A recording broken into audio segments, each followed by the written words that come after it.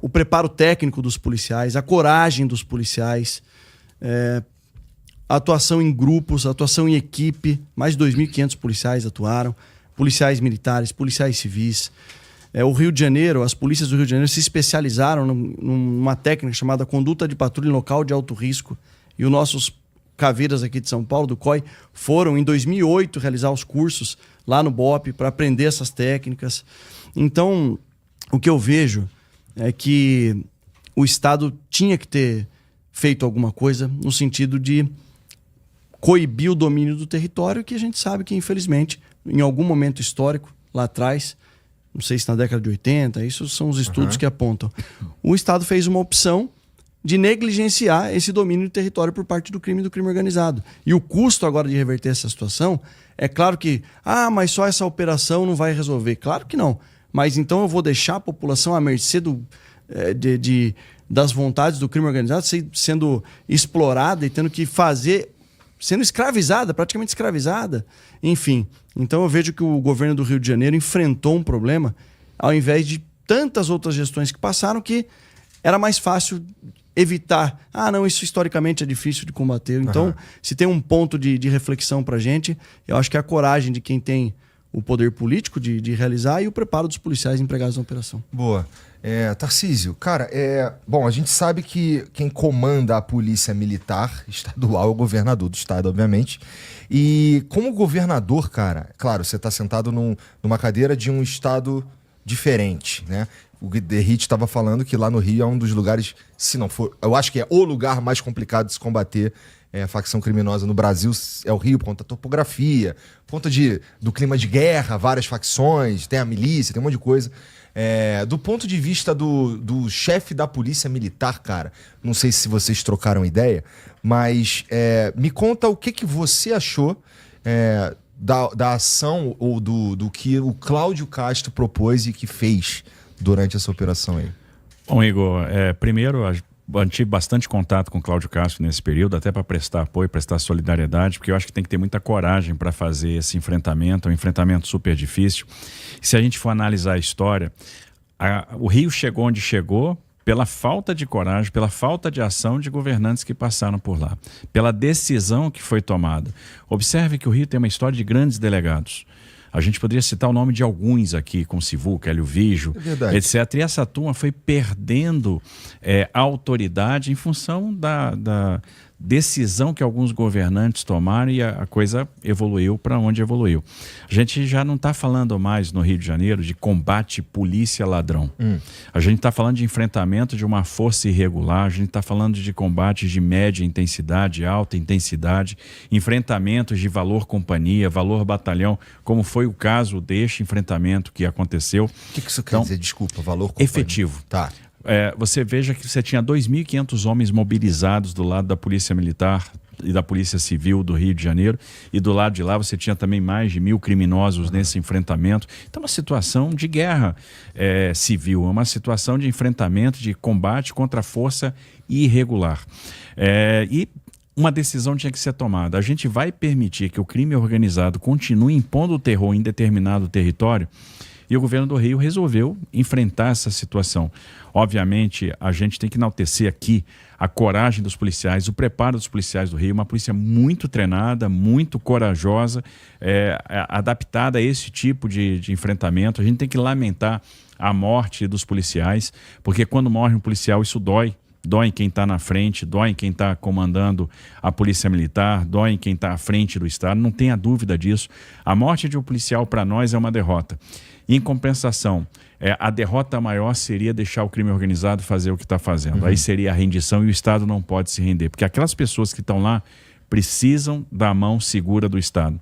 Clausewitz dizia, o general prussiano, que você só ganha uma guerra quando você conquista o território, quando você destrói o poder militar e quando você subjuga a vontade. E foi um pouco o que aconteceu. E aí, você percebe os elementos de planejamento. A operação foi muito planejada e eles fizeram o que a gente chama nas operações contra forças irregulares de martelo e bigorna. Então eles dividiram o território por várias unidades, essas unidades avançaram, expulsaram os criminosos da onde eles estavam para impedir aquele confronto que podia gerar efeitos colaterais com a população que não tinha nada a ver com essa história. Então eles foram tirando os policiais, levando para uma área de mata, para o Morro da Misericórdia, onde você já tinha o BOP fazendo o cerco. Então eles conseguiram empurrar os criminosos e lá eles já estavam preparados também. Então uma operação que em termos de planejamento foi muito bem sucedida. Quem quis se render foi preso. Então você teve mais de 100 criminosos que foram presos. Quem resolveu não enfrentar o Estado saiu com vida, vai responder os seus crimes no judiciário, e quem resolveu partir para o enfrentamento acabou sendo neutralizado.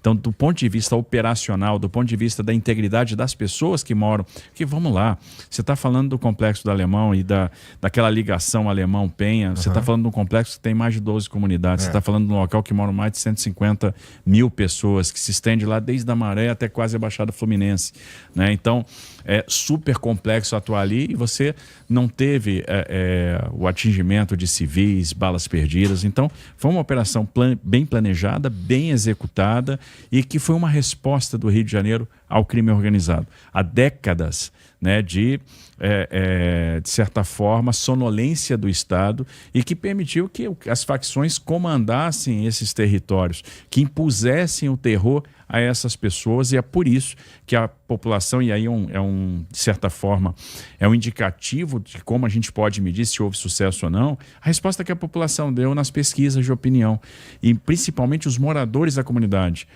alta aprovação. O que a população está dizendo? Eu não aguento mais. Eu não aguento mais ficar escravizado pelo crime, eu não aguento mais o criminoso dizendo se eu posso abrir meu comércio, se eu não posso abrir meu comércio. Eu não aguento mais ter meu filho crescendo aqui sem esperança. Eu não aguento mais saber aqui se eu vou ser vítima de uma bala perdida. Porque vamos lembrar também uma coisa, a questão da oportunidade. Há tempos atrás, coisa de semanas atrás, o Comando Vermelho fez uma incursão numa área dominada pelo Terceiro Comando, matou civis, e aí... Acho que na favela da Quitanda. Na favela da Quitanda, exatamente. E aí você teve lá um movimento de bloqueio dessa expansão do Comando Vermelho naquela região.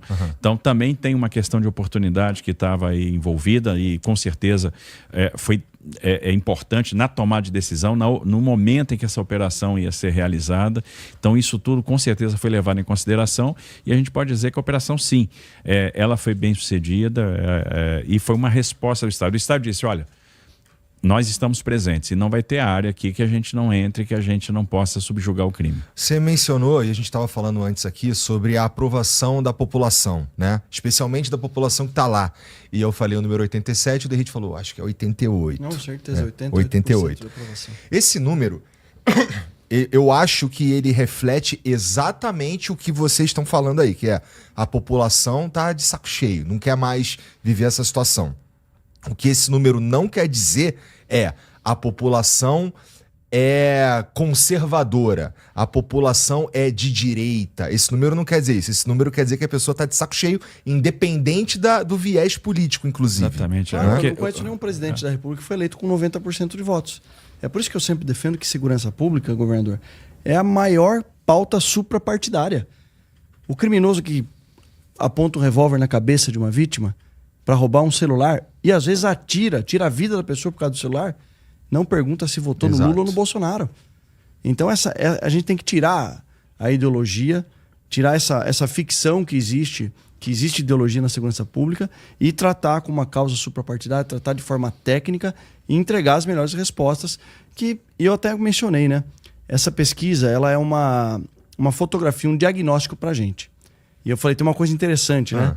A respeito dela. 88% da população que vive nas comunidades no Rio de Janeiro aprovaram, entendem essa operação como necessária e aprovam. Só 12% entendem que não. E aí quando você vai para as comunidades do Brasil, a aprovação é de 74%. Por quê? Porque essas pessoas, elas vivem numa realidade parecida, mas não tão grave como aquele que está ali vivenciando na porta da sua casa, com seu filho podendo ser cooptado pelo crime organizado. É muito difícil, Derrite, o cara que tá pelo Brasil ter uma, tipo, noção do que acontece. entender que, por exemplo, eu já falei isso algumas vezes, o filme Tropa de Elite lá de 2007, pro carioca, aquilo ali é uma terça-feira comum. Entendeu? Exato. E a galera achando, não, isso daí é ficção, pô, não é assim. É assim. Então, é o dia a dia. O carioca, o cara que tá lá, desculpa, já te devolvo. Ele tem uma percepção diferente do resto do Brasil, com certeza. Infelizmente, guerra deflagrada lá. E infelizmente isso foi sendo normalizado na percepção do carioca e do brasileiro também, de forma geral. Aí eu vou concluir aqui a minha análise. 74% das comunidades. Quando você vai para a população de forma geral, a maioria da população aprova, mais de 55%, 56%. Mas são as pessoas que estão mais distantes daquela realidade e que acabam sendo abastecidas pela grande mídia, por todos os veículos de comunicação, que também desconhecem a realidade de quem mora ali naquela comunidade. Então, isso para nós é uma informação preciosa, no sentido que, olha, quem conhece de fato o problema, vive o problema e sente as dores do que o crime organizado causa na vida das pessoas, a população está gritando por socorro. Essa é a análise que eu faço. Faz sentido. Porque daí vem uma outra guerra, que o coronel Alessandro Visacro escreve nas suas obras de forma muito consistente. É um coronel do Exército Brasileiro, que é a famosa guerra informacional ou guerra irregular. Porque depois da operação, aí começam as guerras de narrativas. E é o que a gente está vendo. É verdade. É isso. Mas eu sinto que... eu acho que na carona dessas pesquisas aí, tenho sentido uma mídia mainstream, vou chamar assim, mais alinhada com a operação policial do que contra. Vocês têm uma percepção diferente? Não, tem essa mesma percepção. Talvez porque alguns veículos perceberam, peraí, a população está gritando, a população está pedindo socorro. A população tem uma percepção um pouco diferente de alguns teólogos ou alguns românticos do crime.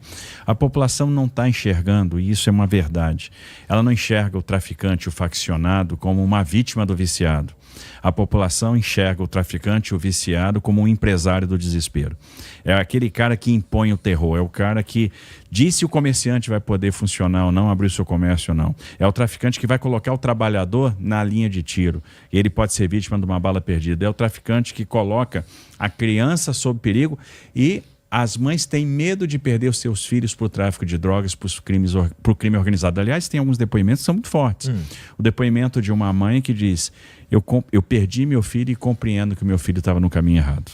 Isso é muito forte. Isso é muito forte. Você vê o desespero e a resignação de uma mãe que tem a dor maior, que é perder um filho, e sabe que perdeu o filho pela escolha que ele fez. E ela não queria, com certeza, esse destino para o filho dela, como ela não quer isso para o filho dos outros. Né? E isso é muito forte. E a gente tem que compreender, essa população está clamando por socorro. Ela não aguenta mais isso. E a gente tem que agora entender quais são as razões pelas quais isso aconteceu e como é que a gente enfrenta esse problema. Como que a gente vai levar o poder público para dentro da comunidade? Como a gente vai levar os serviços públicos lá para dentro? Porque não adianta também agora deixar aquela população com certeza à deriva. O Estado tem que se fazer presente. E quem afasta poder público, quem afasta a política pública do cidadão que mais precisa, que é esse cidadão que está na comunidade, é o crime, é o tráfico de drogas. E essa é a maior violência que pode acontecer. Aí, de fato, a gente vai entender que ali nós temos perda de soberania. Muita gente não compreende o porquê você tem uma barricada na entrada de uma favela, e muita gente associa que a barricada é simplesmente um instrumento para restringir mobilidade policial. Não é. É um instrumento para restringir a entrada de um caveirão, de um veículo da polícia, e não é. A barricada é uma comunicação, é um sinal, é para dizer: a partir daqui o território é meu, a partir daqui o gás é comigo, a partir daqui a internet é comigo, a partir daqui o que você vai comprar é comigo, a partir daqui a mototáxi é comigo, a partir daqui é a minha lei. Ou seja, ali o Estado perdeu a soberania. Ali o Estado está sendo aviltado, ali o Estado está sendo confrontado, ali as pessoas estão sob a égide do criminoso. Olha o que está acontecendo em algumas cidades do Nordeste do Brasil, no Ceará, por exemplo. O crime organizado, e aí você teve algumas reportagens sobre cidades fantasmas, o criminoso chega e diz vaza, e o cidadão tem que sair da sua casa, do seu patrimônio. Sim. Isso não faz o menor sentido. Então, de fato, a população está pedindo socorro, está dizendo: chega, basta. Não dá para viver assim. E o Estado tem que agir. Dá pra gente imaginar que algo parecido... Vamos lá, a situação posta no Rio e em São Paulo é completamente diferente, por várias razões, né? São muitas diferenças. Isso coloca... Porque assim, aqui em São Paulo a gente tem esse cenário diferente, ele se coloca na prática com a seguinte situação. A gente tem aqui uma facção, e essa facção, ela... Se eu disser que comanda, você vai ficar chateado comigo, né, governador? Mas assim, ela que tá nas principais comunidades, nas principais favelas, é essa comunidade que tá ali. É uma facção hegemônica. Isso, exatamente. E nesse sentido, a gente não tem o cenário de guerra que a gente tem lá no Rio, que tem um monte de facção, uma brigando com a outra, brigando com as milícias, brigando com a polícia, brigando com a população, com todo mundo. Aqui em São Paulo a situação é diferente e a gente correria algum risco de acontecer alguma coisa parecida com isso aqui em São Paulo? E outra... A gente correu, na verdade. Como assim?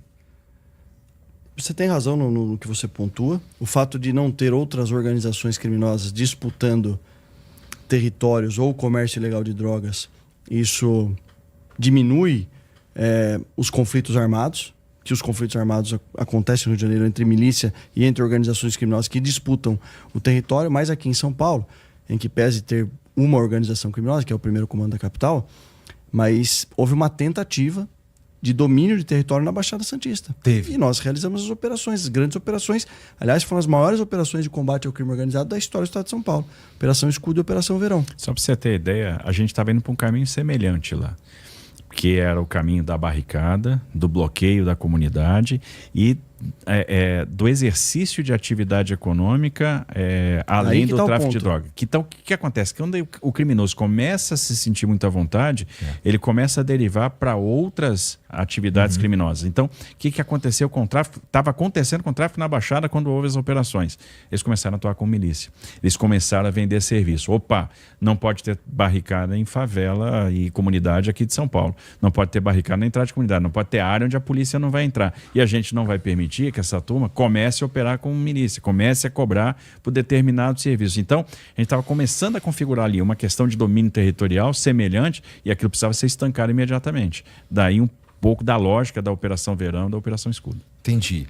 Inclusive um criminoso foi morto depois, a mando do próprio crime organizado, tinha um apelido de Meia Folha, era o apelido dele, ele ficou 6 meses no Rio de Janeiro entendendo, estudando a lógica das milícias.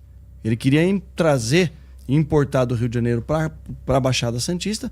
Só que assim, lá hoje, eu conversando com os oficiais, delegados e amigos das polícias do Rio de Janeiro, existe uma estimativa de mais de 5.000 barricadas no Rio de Janeiro. Claro que é um volume altíssimo, mas na Operação Escudo, nós desmobilizamos 27 barricadas. E pouca gente sabe disso. Mas essa desmobilização tem que ser constante, perene. Tem que haver o patrulhamento rotineiro nessas comunidades. Infelizmente, em alguns locais, no estado de São Paulo, a única política pública que chega é a polícia. Mas é importante que ela não deixe de chegar. Se a gente negligenciar, pode acontecer o que aconteceu no Rio de Janeiro. Só para você ter ideia, o Meia Folha, ele começou a vender serviços de segurança na Baixada. Exato. Então ele começou a aterrorizar os empresários e pedir dinheiro para prover segurança. Ora, isso não podia ser permitido. Claro, claro. E aí a gente chega... Bom, ainda ligado ao que a gente estava falando sobre as pesquisas, eu tenho um medo, que é o seguinte. Eu não acho saudável que a gente... que políticos comecem a capitalizar ou a ganhar capital político apelando para o que inclusive o Reinaldo Azevedo chama de necropolítica, que é o quê? Que seria o quê? Se eu entendi bem o termo que ele usa lá. Que é fazer uma política que ganha votos por meio de morte. Manja? Então, assim, em nenhum momento... Eu não tô falando aqui que a gente no Rio lá não precisa de operações que aconteçam. Idealmente... O ideal, eu acredito que todo mundo aqui acredita que o ideal era que a gente levasse, em vez de matasse 100 e tantos, a gente levasse 250 presos, né? Sem dúvida. Menos pessoas mortas é sempre melhor. Mas existe... Essa galera meio de saco cheio ali acaba se colocando numa posição de tendência a pô, esse cara aqui tá falando de fazer operação direto, não sei o quê, resolver aqui, fazer incursão e tudo mais, então vou votar nesses caras. E o que pode não ser feito muitas vezes da melhor maneira possível. Tenho minhas dúvidas no tocante ao período escolhido, sabe? Por exemplo, uma operação como essa num ano eleitoral tem um impacto social diferente do que no meio do mandato. Não faz diferença, né? Politicamente falando, do ponto de vista eleitoral.